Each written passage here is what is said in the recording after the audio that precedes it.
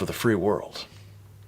Those are my thoughts. For more of them, follow me at Frank Gaffney on X and at securingamerica.substack.com. And please consider supporting the work of our new Institute for the American Future at usfuture.org.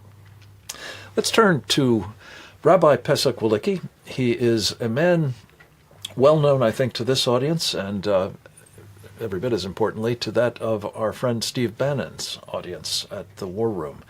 In fact, Pesach and I had a privileged opportunity yesterday in the run-up to the second of those press availabilities between Prime Minister Netanyahu and his host, President Trump, to talk at length with Steve and the posse about what is really going on, what the nature of the war that Israel is engaged in is, the fact that her enemies are our enemies, and the necessity of achieving nothing less than victory for both Israel and for us, and I think for Western civilization, Judeo-Christian civilization more generally. Pesach is, of course, the driving force behind a wonderful program at Israel 365 Action. You can see some wonderful videos by him there. Also, Shoulder to Shoulder, the podcast, and you can follow his frequent columns at the Jerusalem Post as well, including one he did just earlier this week that I think was very important to yesterday's meeting. Rabbi, thank you so much for taking time. I know that you are the proverbial one-armed paper hanger at the moment, with a lot of people interested in your thoughts about what's going on, but we certainly are, and I appreciate you finding time for us. Welcome back. Thank you, Frank. Always an honor. So let's maybe just reflect for a few minutes on the kinds of points that we made together in the course of, I think, basically about an hour of War Room Pandemic time yesterday. For those who didn't catch it, it's available, of course, online, but I want to give them the highlights, if you would. Yeah, well, Frank, first of all, we made the point that when Donald Trump speaks about relocating the Gazans somewhere else into neighboring Arab countries, which sounds like an outrageous idea to so many people. Steve teed it up by saying, is Trump a crazy person? It's despite the fact that the whole world now is freaking out about it. We just actually, just today, the Germans, the French, the Russians, all these paragons of ethics and human rights and lovers of humanity have come out and said that this is unacceptable and it's a terrible idea and it's a violation of human rights. But in fact, as I pointed out, and as I pointed out in the piece that you just mentioned, the piece that I wrote in the Jerusalem Post that was also picked up by Real Clear Politics earlier this week, it is actually the correct solution, both according to international law and when we look at history. According to international law, according to the Universal Declaration of Human Rights and the follow-up to it, the Geneva Conventions in the early 1950s, there is a fundamental human right of seeking asylum in neighboring countries from a war zone. And Egypt is the neighboring country to Gaza. Jordan is a neighboring country to Israel. They have both adamantly refused. They've locked their doors. They have not allowed anyone to come in and seek asylum there. So they are actually standing in a perpetual violation of international law throughout this war. And therefore, this solution is just by that measure, but it's also just by the measure of history. The whole reason there are masses of impoverished Gazans living in refugee camps is because the Arabs started a war when the UN proposed the partition plan, which would have been, had it been accepted, it would have been a peaceful plan. No one would have been displaced. There would have been a Palestinian Arab state, a Jewish state, side by side with each other. The Arabs rejected it, told their people to evacuate, pushed them into these refugee camps, then lost the war, and then Egypt ended up in control of the Gaza Strip and did nothing to allow the Gazans to relocate or resettle or rebuild their lives. They, in fact, prevented it. It's a problem that they created. And finally, Donald Trump is pointing the finger of responsibility where it squarely belongs. That was the first point that I made there. And Frank, one of the most before you go to your second point, sure, let me just tease that out a little bit, because I think in addition to the points that you've made very well, both in the Jerusalem Post and just now and yesterday, There's one other factor which I think trumps everything else, if I can use that expression, and that's the one that Donald Trump, with his common sense, has brought to the fore, and that is there's no place for these people to live. And I want you to talk us through why that is. It isn't that Israel was, willy-nilly trying to destroy everything, but the practical effect of the war, the way Hamas waged it, had that result, did it not? Yeah, that's a great point. And, this also speaks to this sanctimonious crowing about the Palestinians' rights and how it's such an injustice to move them out. What are you talking about? They cannot live there, as he said. And Steve Witkoff, his envoy, pointed that out in a press conference. There was a press gaggle earlier in the day, a joint press gaggle with Steve Witkoff and Mike Waltz, National Security Advisor, where they both said the same thing. They said, look, it's simply not inhabitable. There's an estimated 30,000 unexploded explosives lying around that are extremely dangerous. The buildings that aren't completely destroyed are partially destroyed. It's a very dangerous place. A building could collapse. And in some cases, booby-trapped, I'm told. Booby-trapped. Lots of the buildings are booby-trapped. And the reason that over 70% of all the buildings in the northern part of the Gaza Strip are destroyed is simply because all of these buildings were used as rocket launching pads, as weapons storehouses, and everything else under the sun that served Hamas, and openings to tunnels. Now, the tunnel network, Gaza is a tiny little area. It's only about 24 miles long. But it has hundreds of miles of tunnels snaking around underneath every inch of it. And these tunnels all had to be destroyed. They're all part of the terrorist infrastructure. Every single building that was destroyed was a legitimate target. The combat soldiers that I've spoken to who were in the Gaza Strip doing these house-to-house searches said that every single building had weapon stores in it, or rocket launchers, or both, and that's why Gaza is destroyed. Yeah, and among those soldiers you've talked with, I know, are family members as well, so you've got it firsthand. Pesach, we have to take a short break. We'll be right back with more on what comes next, given this very important development on Gaza and moving its personnel, the population. Here we go.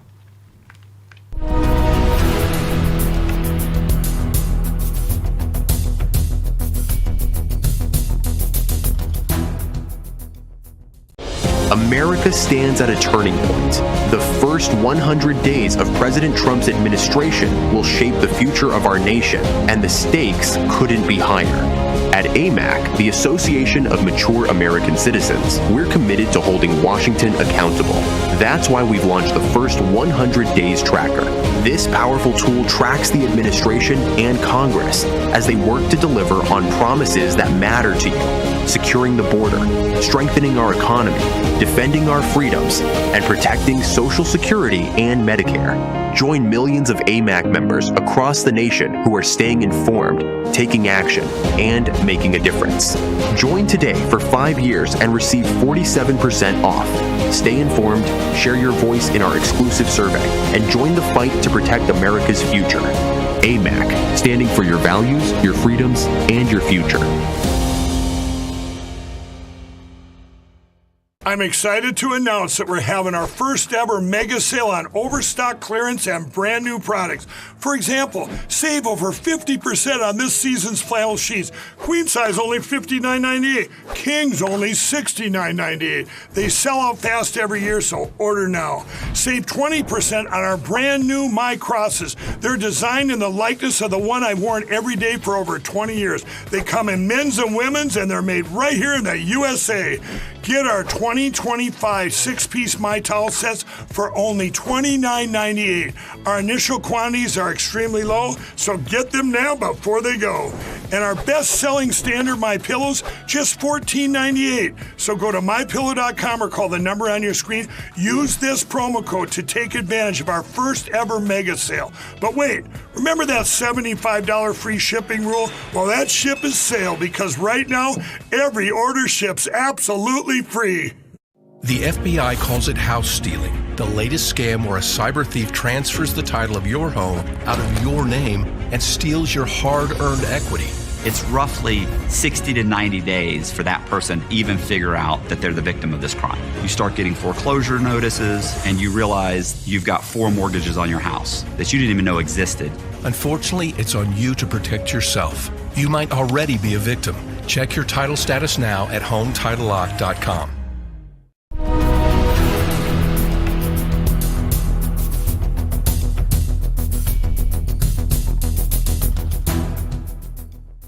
We're back, and we are visiting with Rabbi Pesach Wolicki. He's going increasingly as Rabbi Pesach, I think, but those of us who recognize his last name, it's one of these celebrity things, you just go by your first name. Pesach, you and I had a chance, as we were discussing, to visit with Steve Bannon at length yesterday in the midst of the run-up to the press conference that took place in the White House last night. And a couple of things that really were important about all this is, as you mentioned, Steve Witkoff, President Trump's special envoy, who was directly involved in the negotiating of the so-called ceasefire, I call it the Hudna, whereby Hamas gets to regroup and rearm and then renew the war at its convenience. He said that actually the idea that this was Donald Trump's deal is not correct. Could you just explain what came of that point? Yeah, that was really interesting because, as you say, Steve Witkoff was sent over by Donald Trump before the election to essentially twist Israel's arm to accept a deal that was put together by the Biden administration together with the Qataris and the Egyptians and whoever else was involved there. But it was really a Biden-Blinken deal. And at the time, we spoke about this extensively on this program, that this deal was really not a good deal for Israel. There was a lot of confusion and consternation in Israel about this. It kind of pulled the rug out from under all of our expectations about Donald Trump really backing a different approach. And then yesterday, in that press gaggle that we mentioned before, where National Security Advisor Waltz and Special Envoy Witkoff were talking, they were asked about stage 2 of the deal and about the whole deal. And Witkoff said, not only did he refer to it as Biden's deal that they took on, he actually said it's not a very good deal, and they're going to and part of what they're going to be trying to do in the coming weeks is to improve upon it, to make it a better deal, because it's not really a good deal. And the fact that Witkoff was backing away from the deal actually dovetails well with what Donald Trump said on the day he was elected. While he was sitting there signing executive orders, he was asked if he's confident that the deal will make it to stage 2, i.e. the permanent ceasefire. And he said no. And instead of being what I would expect from Trump as we've gotten to know him, is that he'd be hopeful and optimistic and say, yeah, I really hope so. I hope they get it together. But that's not what he said. He said actually that he was not confident it would make it to stage 2. And now, I have to say,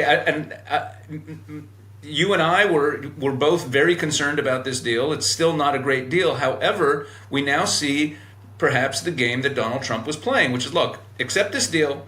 Let's move forward on this. Let's get some hostages home. Let's give them, this is what they want. They want this deal, fine. But then let's talk about what really happens going forward. And Donald Trump has made it clear in that press conference yesterday. He was asked, I think one of the most notable things, and I cannot leave this show today without mentioning it because it's being overshadowed by what he said about Gaza. He was asked in the press conference what his thoughts are on supporting Israeli sovereignty over Judea and Samaria. And he said that he will be making an important announcement about this within the next 4 weeks. And when the words came out of his mouth, my jaw dropped, because he didn't say we'll be making an announcement about this at some point in the future, which would sound much more non-committal. He actually gave a timeline for making an announcement on it. And then when he was asked about the Saudis and whether they would accept normalization without a Palestinian state, he indicated that the Saudis really aren't demanding that, which is something we've known behind closed doors for a long time. If you put all the pieces together, it sounds like this disaster of the so-called two-state solution, which is really just a mechanism to try to weaken and destroy Israel, is looking like it's on the chopping block. And we just have to say, praise the Lord, hallelujah. Yeah, amen. But this makes the further point that if the Palestinians are moving from Gaza. And that's an if. Let's be clear. There's going to be, as you've said already, lots of resistance to it. Not least the two countries that Trump had specifically identified, Egypt and Jordan, are adamant, as you've indicated.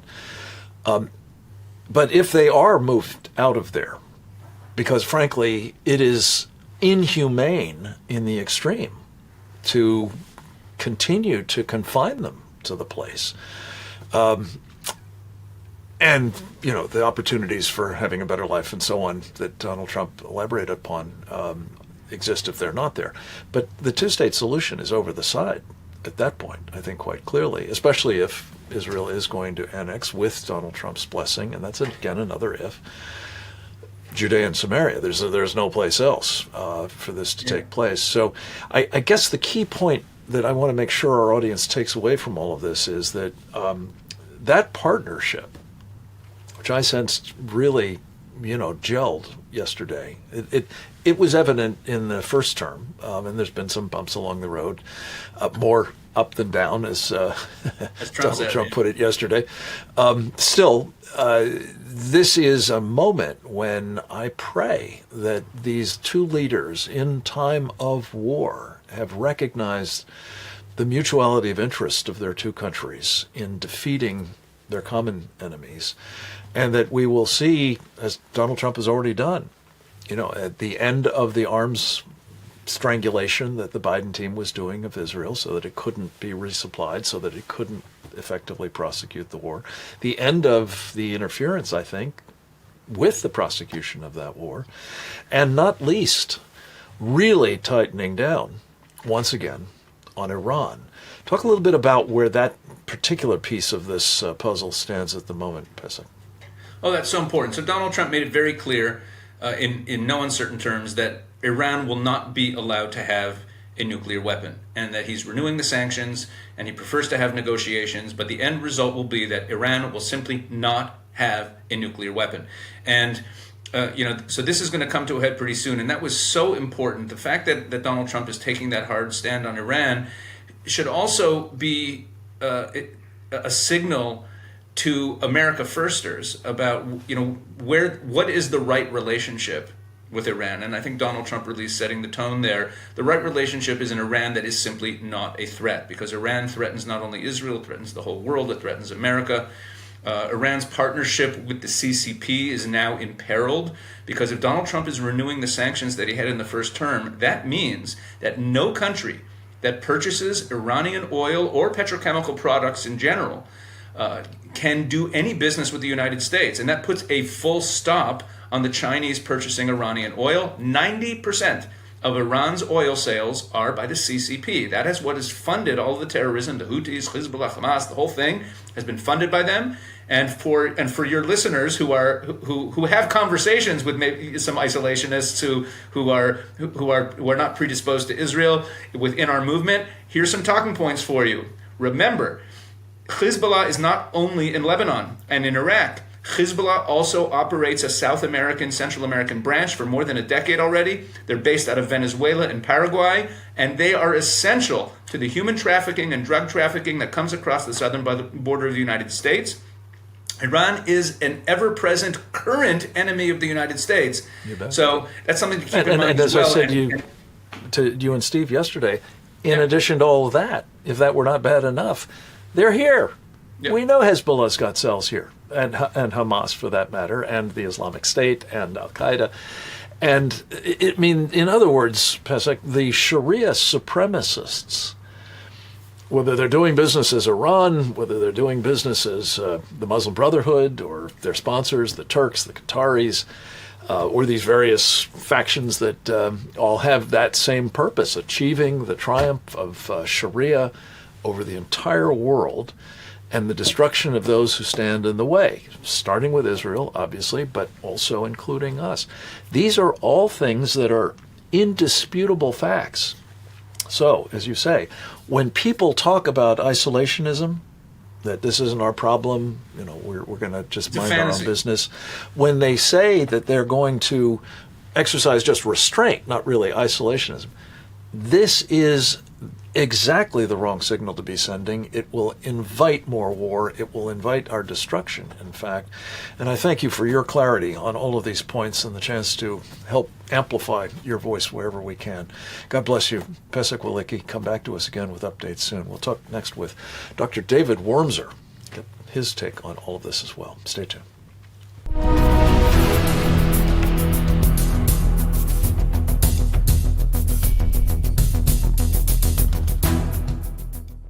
If anyone has told you that gaining weight, feeling tired, and struggling with nagging digestive and joint issues is just a part of getting older, they are wrong. My name is Dr. Stephen Gundry, and after years of struggling with these same issues, I found a new way to support my health at home by making one simple change to my diet. It's called BioComplete 3. BioComplete 3 works by restoring your gut health from the inside out. This is a major part of how I lost 70 pounds and have kept the weight off for 25 years. It's not just me. This is working for everybody. Joe helped his gut health, and you can see the changes, not just how he looks on the outside, but how much better he felt on the inside. I was 270. I'm now 140. It just feels amazing. Thank you, Dr. Gundry. I helped all these people achieve incredible changes to their weight, their digestion, even their skin. And for a limited time, you can try BioComplete 3 risk-free for 90 days. Go to guthealthsecret.com. I got this $1,000 camera for only $41 on DealDash. DealDash.com. Online auctions since 2009. This PlayStation 5 sold for only 50 cents. This iPad Pro sold for less than $34. And this Nintendo Switch sold for less than $20. I got this KitchenAid stand mixer for only $56. I got this barbecue smoker for $26. And shipping is always free. Go to DealDash.com right now and see how much you can save. Stay tuned to get a free automatic toilet bowl cleaner from Mermaid. Your sink stopper's broken, and fixing a drain is a pain. Introducing Mermaid Drain Magic, the instant solution to most broken drains. Just remove and replace. In seconds, you can fill and drain with a simple press of a button. Drain Magic makes replacing your old, broken, rusty, even missing sink stoppers fast and easy. Drain Magic's anti-clogging basket helps prevent clogs in your sink, catching hair, food, even jewelry. Made with brass and chrome and a silicone gasket, it creates a watertight seal. Order your Mermaid Drain Magic today for only $19.99 and get a Mermaid toilet bowl cleaner absolutely free. Drop it in the tank for up to 3 months of cleaning. But wait, this could be your last chance to get Drain Magic at this low price with free toilet bowl cleaner. There's a strict limit of 3, so order now. Call 1-800-519-4303 or visit GetDrainMagic.com. So call 1-800-519-4303 or visit GetDrainMagic.com. Order now.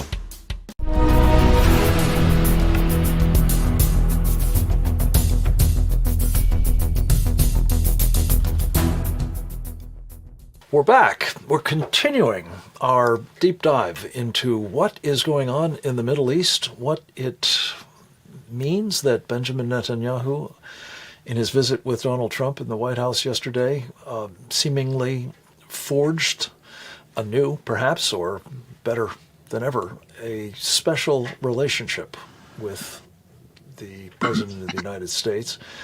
And specifically, what are the next steps in various aspects of the problem our two nations are facing from, well, basically one strain or another of what I call Sharia supremacism. And who better to talk to about all of this than our friend and colleague, Dr. David Wormser, a man whose expertise has been honed in the Naval Intelligence Service as well as in successive roles in the State Department, the National Security Council, the Office of the Vice President of the United States, and now with the Center for Security Policy, where he runs their Mideast program. And David, we had you on the show earlier in the week to sort of forecast what might happen, something that you had boldly set out in a brilliant Wall Street Journal op-ed, and I believe it was Monday. You, I think, hit it pretty much on the mark, as best I can tell, and some are suggesting that maybe it had something to do with everybody reading your op-ed.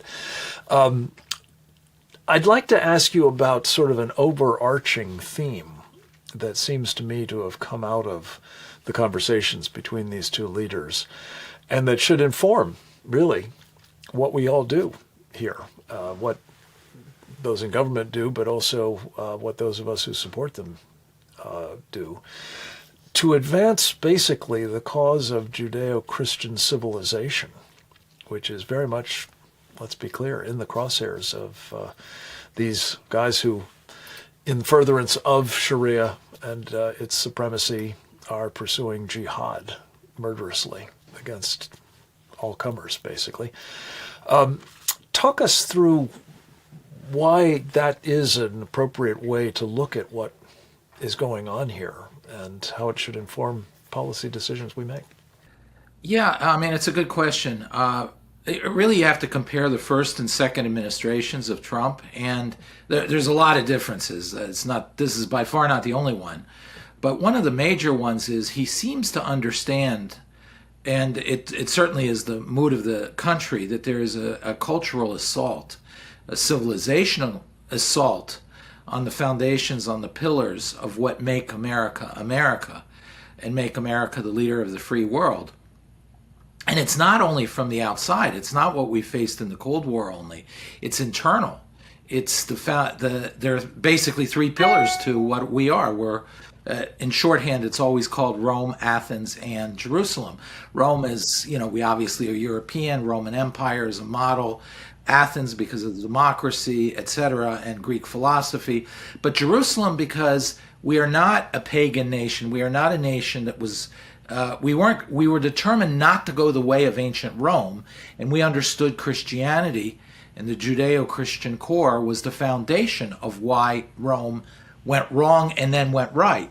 Namely, if we stick to our values as our religion, essentially, at least as a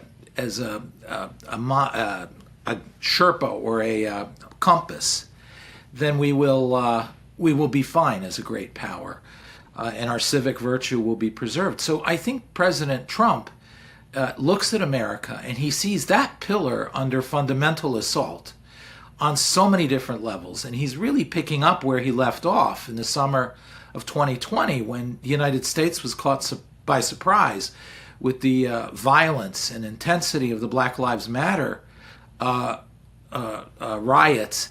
And the fact that they weren't only a civil rights riot, so to speak, but they really zeroed in on stripping America of its cultural foundations, of its historical and religious essence. The architects of those riots, of course, were cultural Marxists by their own profession. So really, that's what's on the table. And if that's what's on the table, then you really have to go back to where our faith comes from. America is the New Jerusalem. That is how the Pilgrims thought of it. That is how our forefathers thought of it. And if we are really the New Jerusalem, then the Old Jerusalem matters. And the symbolic importance of securing access and preserving the cradle of Christian civilization, which is coterminous with Jewish civilization, is critical. And the State of Israel, therefore, embodies that. It protects the Christian heritage as well as moves the core cradle of Christian civilization into the Western camp. Yeah. And I do want to emphasize this point, David, and I think you've said this very elegantly, but it's not just about religion. It is about the entire civilization, really, based in no small measure on religious foundations, to be sure. But it's our culture, it's our values, it's our norms, it's who we are as a people.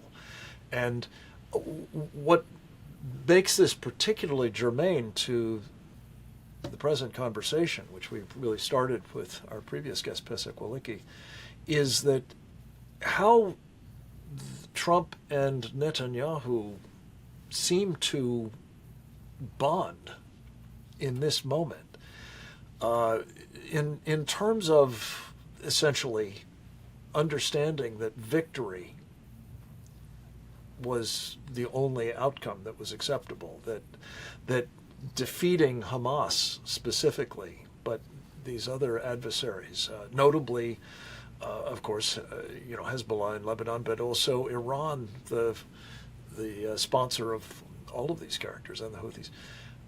This really came across, I thought, in a number of different respects, and demonstrating that we are standing shoulder to shoulder against this assault on Judeo-Christian civilization is probably the single most important takeaway from all of this, I'd like to think, and is a foundation on which everything else can be built. So let me ask you to talk a little bit about, for example, the president's various statements about and policy evolutions with respect to Gaza. Notably, you pointed out, I think, to me first, the comments made by his special envoy. We talked a little bit about this with Pesach, but I'm anxious to get your thoughts too. I was very concerned, knowing that Donald Trump does not generally relish the idea that he was responsible for any mistakes, that he might find it necessary for him to, provide full-throated support for the so-called ceasefire arrangement in Gaza. That does not seem to be the case. Tell us why not and what you make of it. Sure. Well, we saw that a number of things started changing with Steve Witkoff's trips in the last week to the Middle East, where it was very clear that he had left the sort of policies that he had at the beginning, before they all took office, in fact. And Steve Witkoff seemed to begin to get the depth and danger and complexity of this issue. And it sort of came to a head early. Was this in part because he visited Gaza? Yeah, I think it was in part because he visited Gaza. I think he had discussions with the Israelis that were no longer about, well, we got this deal and we've got to make it happen before. But it was actually discussions that really examined the Israeli position. And he took the time to spend time with Israeli officials who explained to him what happened. And then it that wasn't done before, but right. Well, he was kind of thrown in. He was kind of thrown in full stream of water, thrown into the river and had to swim through it with the full stream. And he didn't really have the background and the depth of experience in negotiating or some of these issues. And I think he was swept in the wrong directions at first. But I think personally that he was manipulated very aggressively by the Biden team, who wanted him to do what he did. Well, of course, kosherize, if I could use that expression. Yeah, and their bait and switch on Trump. That's right. I believe it was intentional by the Biden team that they were trying to rope in this administration into a framework that they wouldn't have chosen for themselves, and certainly didn't reflect the strategic shift that was already becoming evident in the Trump universe. Where it really came to an expression was, first of all, Witkoff saw the movie about what happened on October 7th, the movie the Israelis put together using the webcams of and GoPro cams of the terrorists themselves to show what. And in some cases, I think actually the phones of some of their victims, so that they could be broadcast to their families. And doing very little embellishment or explanation, simply putting it on, translating what they were saying, and the horror of what he saw in that film, combined with what he saw happen to Gaza as a result, convinced Steve Witkoff of a lot that you see now coming out. And most importantly, also asked the president himself to take the time to see the movie, which he did yesterday. And anybody who either lived through October 7th or saw this movie knows that once you see it, you realize that the standard way in which the Biden administration dealt with this, which is sort of just another round of escalation where both sides wasn't appropriate anymore. We have to take a pause. We'll be right back with David Wormser. Stay tuned, please.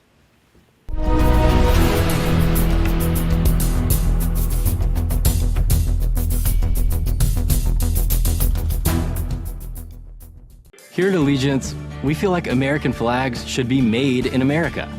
When we started Allegiance, we were shocked to learn how many American flags were actually being made overseas. Every flag we make is proudly crafted in the USA with superior materials. Join us in our mission to keep the American flag truly American. Visit showallegiance.com to order your high-quality American flag today.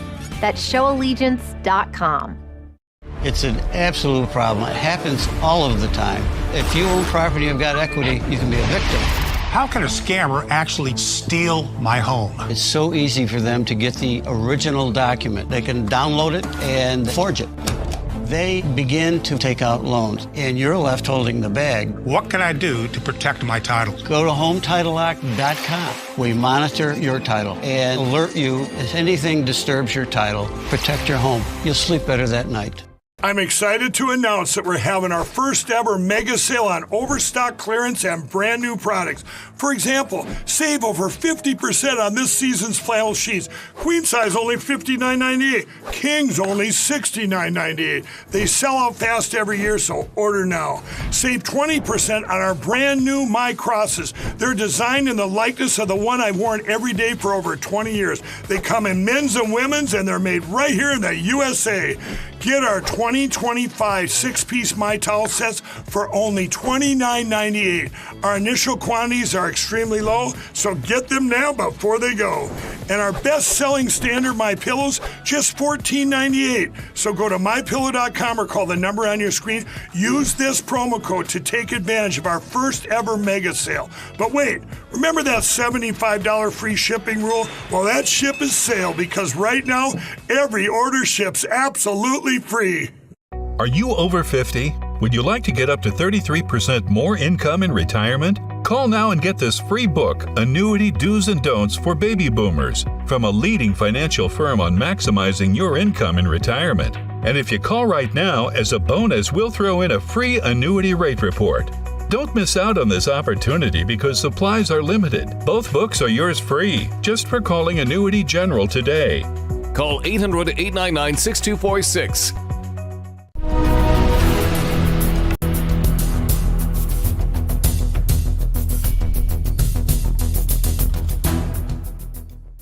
Welcome back. We're visiting with Dr. David Wormser. We're getting the after report. He was kind enough to visit with us earlier in the week to give us the before action assessment. And I think, David, you proved to be astonishingly accurate in your assessment that what we would see coming out of this meeting was an aligning between Trump and Benjamin Netanyahu that augurs well, it seems to me. A lot of details and development of policies that will have to take place, but it was impressive that they seem to be starting on the same basic page. That is, we're standing for Western civilization against people who seek its destruction, and it's not just in Israel; it's here as well. So you were describing the Witkoff sort of recalibration, and that of Donald Trump himself, for that matter, on Gaza. This has led to, among other things, a very, insistent position on the part of President Trump that Gaza is simply uninhabitable now. I mentioned this in my commentary earlier. Talk us through whether that's so, as you see it, and if so, what are the implications of it? Anybody who's had a conversation with an Israeli soldier over the last year will tell you the same story that they've heard. Every Israeli soldier that's been in Gaza comes back and says every single apartment, every single house, every single building is Hamas and booby-trapped. There's nothing to go back to. The Israelis had to fight through every apartment and de-booby-trap it or spring the booby-trap to get to the Hamas guys. And it left Gaza devastated. The Israelis... A demolition zone.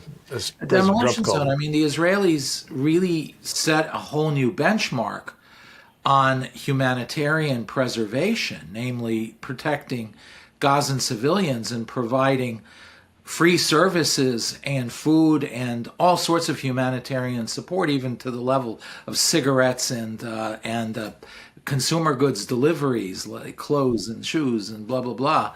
And at the expense of their own soldiers' lives. At the expense of their own soldiers' lives during war. And they did tactics that allowed these buildings and these civilians to get out and preserve as many buildings as they can. But the fact of the matter is, this was Hamas's strategy, was to hide behind the civilian population in under buildings and then booby trap everything else to kill as many Israeli soldiers as possible. So obviously the devastation is total. I mean, there's, I don't know the percentage, but there's nothing to go back to. And what you go back to can be booby trapped.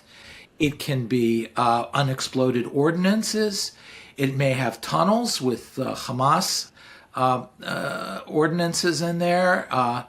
And moreover, a lot of toxic materials have been spilled and moved around. These are dangerous zones now for civilians. So Trump has said they have to go elsewhere. He's going to be having meetings shortly with the Egyptian, I guess first the Jordanian king and then the Egyptian president. They have said very adamantly they're not taking any of these refugees. There's been a general chorus around the world that this is somehow a travesty, a betrayal of human rights, that President Trump is saying, it's inhumane to confine these people to this demolition zone. Where does this leave us, do you think, David? Well, I think it leaves us only where the president's going, which is, look, the Palestinians already are displaced.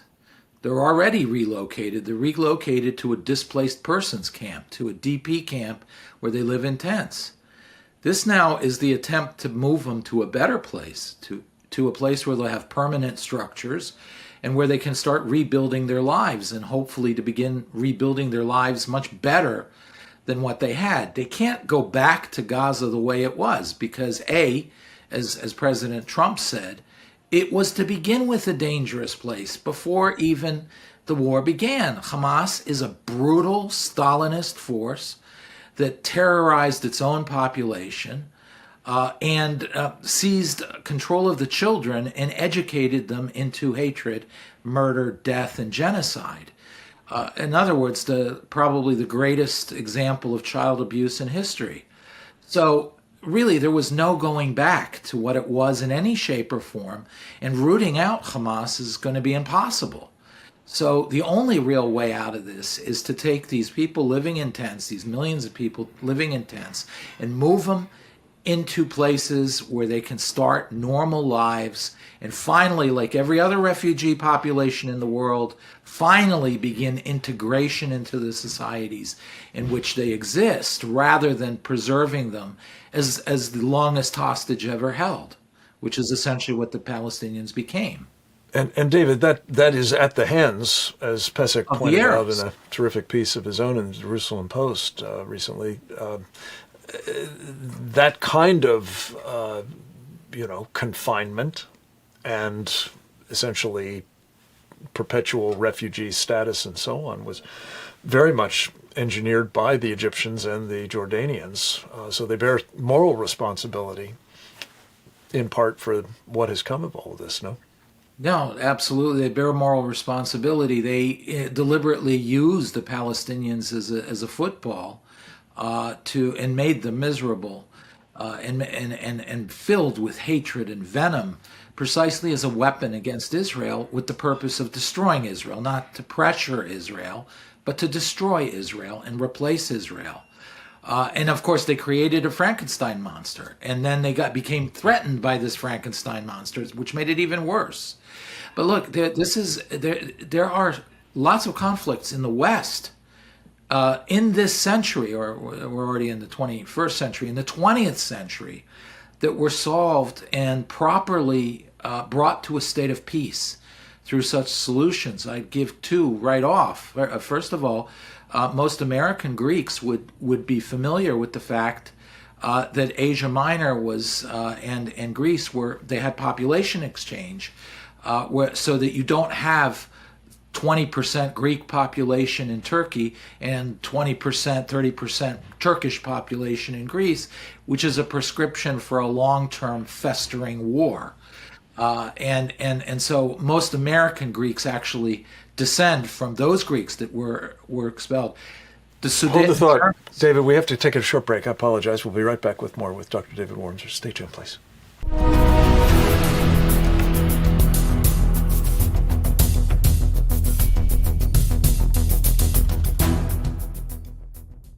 Anyone home? In here, Aunt Jean. How's it going, honey? There's a lot to take care of. More sympathy cards. Your mom was well loved. I hope you know how grateful she was to have you. I know. Speaking of grateful, what is it? It's a check from United of Omaha Life Insurance Company. Mom's life insurance. Life insurance? So soon? Just like they said. My sister, always looking out for her family. I can still hear her. I don't want my bills to be your problem. This check will help a lot. If you're age 45 to 85, you can't be turned down for up to $25,000 in life insurance from United of Omaha. Policies start at just $6.38 a month, and benefits could be paid in as little as 24 hours. How did she qualify? You know, with her health issues. With these policies, health issues don't matter. She was so relieved. Policies are available with no health questions, no medical exam, no blood tests. I just assumed life insurance would be way over my budget. No one kept a tighter budget than Mom. If she can manage the rates, you can too. But did her rates go up every year? Nope. There's a rate lock built into the policy. Policies start at just $6.38 a month. Your rate is locked in for life. The cost of a funeral can be $9,000 or more. With one call, you can give your loved ones the protection they need to help pay these costs. And unlike some policies, benefits are payable from the first day. Mom just felt better knowing we'd have help, and I couldn't be more grateful. You should call United of Omaha. I guess I'll never stop learning from my big sister. Don't put off life insurance. Call United of Omaha today. Call 800-274-2851. You can't be turned down. Call today to lock in your rates. 800-274-2851. That's 800-274-2851. Are you having trouble hearing your TV or listening to conversations in loud spaces? Then it might be time to consider Nano hearing aids. Nanos are FDA-registered OTC hearing aids. Don't be fooled by overpriced hearing aids. Prescription hearing aids could cost $3,000 or more. Nano hearing aids are now offering $100 off through this special TV offer. Call now and get 2 CIC rechargeable hearing aids for only $297. And if you're not happy, return them for a full refund.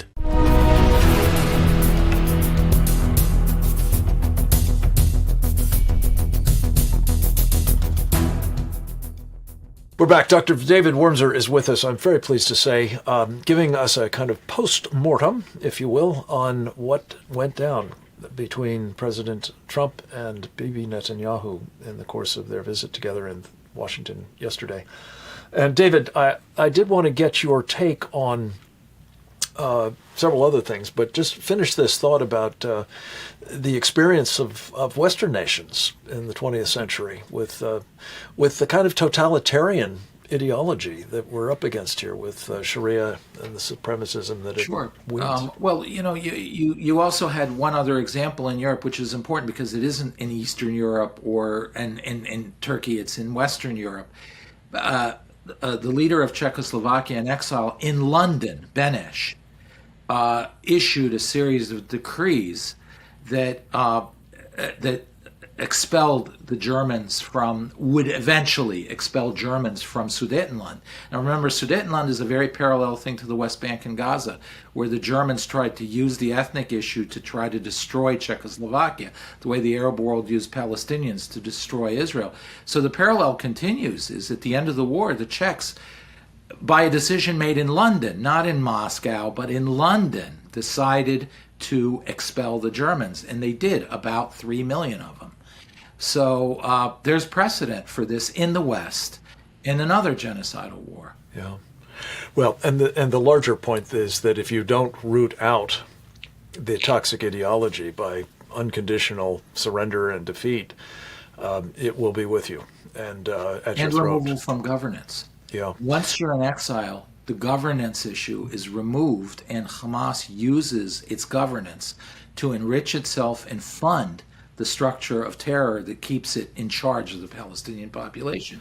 So you mentioned the words root out Hamas, and I just would like to ask you, how do you do that as a practical matter in a circumstance like this, where everybody may get out of Gaza, presumably Palestinian terrorist leadership as well as the population, which, by the way, broadly supports them.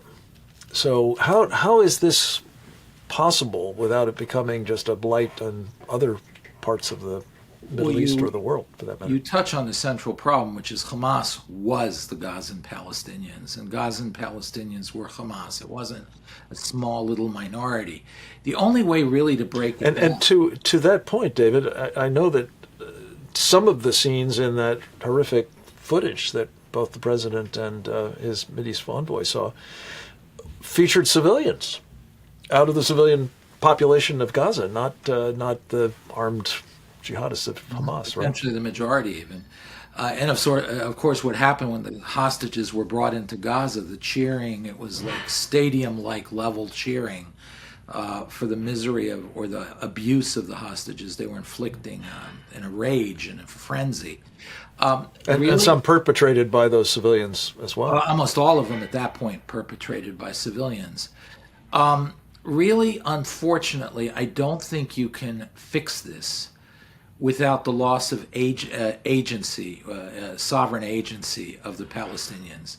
Namely, they have to be brought into structures where their education system and so forth are taken over by others who have as their goal to remove the hatred and venom that has been deeply indoctrinated from childhood in every Palestinian, not only by Hamas, by the way, by the Palestinian Authority and the PLO, ever since Oslo began, and even before, in some of the camps and the populations that were under Jordanian and Egyptian control prior to 1967. So we're dealing now with 2, 3, 4 generations, maybe 5 generations of Nazi propaganda, Soviet propaganda, Jordanian Arab nationalist propaganda, PLO propaganda, and Hamas propaganda, Muslim Brotherhood, jihadist propaganda, which has really left a distorted and very angry, rage-filled, hatred-filled population. And that can only be really cleaned out through loss of agency and returning back to normalcy the education of children. And David, I guess a further element of this is it has to also involve actual defeat and being removed from Gaza and under these hopefully different arrangements, educational, governance, and so on, that would constitute, I think for the first time, certainly in modern Shariaist supremacist endeavors where such a defeat was actually handed down. And I pray this will be a point of commonality between Bibi and Donald Trump going forward. Let me just ask you quickly, we've only got about 2 minutes left. I did want to touch on one other very important development yesterday, and that was Donald Trump's decision to sanction again Iran. This is the maximum pressure campaign. Is it likely, in your estimation, to translate into the actual decision by Israel, with presumably American strong support, to remove from leadership the Iranian mullahs? Well, I think such sanctions send a signal to the Iranian people that their regime is isolated and that the United States itself is coming after them, not just Israel. Again, it doesn't mean American troops. In fact, I sincerely hope it's not American troops. I don't think this is something America has to do with kinetic force. But the Israelis may. And the signal being sent here to both Israel and the Iranian people is the United States are behind you. And whatever you do to both end the nuclear program, but then eventually to end this regime. So I think this is a good signal to send. But in the end, I'm afraid that the actual effects of the sanctions will take a bit of time a year or two to really dig into this regime. And the regime is on a fast track to a nuclear weapon, and the timelines may not align. So I think an Israeli strike is still very much on the table. And I believe, and I take it you do too, that necessarily means help where we can provide it, and I certainly concur it should be short of U.S. boots on the ground, as they say, to accomplish it. But the Israelis are not asking for those boots, last time I checked, and I think it's possible that with the help of the Iranian people, and at the end of the day it's going to fall to them to make this happen, but they can be helped, they can be encouraged, they can be empowered by those of us on the outside, and I think that's part of this new team, Trump, Netanyahu. God bless you, David. Thank you for your excellent work. Keep it up. Come back to us soon. I hope the rest of you will do the same next time. Until then, go forth and multiply.